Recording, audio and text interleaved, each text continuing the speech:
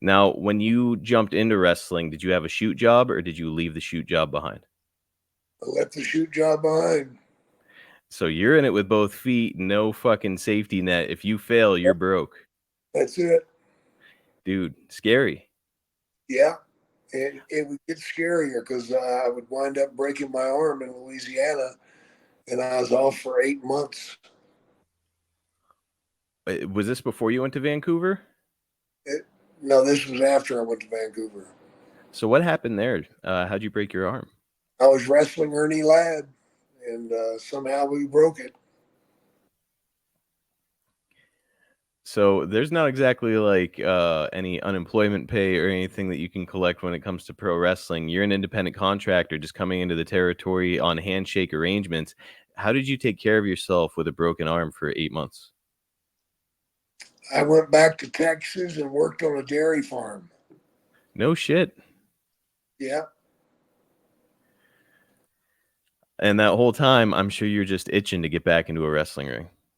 Man, I couldn't wait to get back. Did you have a spot in Louisiana waiting for you, or did you have to find your way somewhere else? I had a spot. It wasn't waiting for me, but it just happened to work out.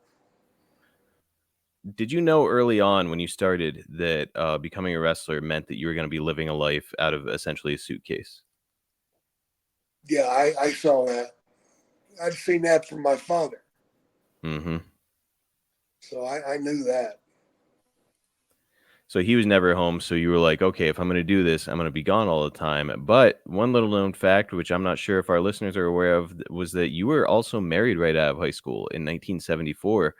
Yeah. And so, I mean, you're starting really young as the man of a household, and you've got a young wife at the time. What did your wife think of the prospect of you? Okay, we just got married, and now I'm gone all the time. She put up with it, man. I was out there making the money that fed us, that took care of us, and she was real good about it. Um, she was never around wrestling, and that was a good thing. That is what they always say: keep your wife out of wrestling. Yeah.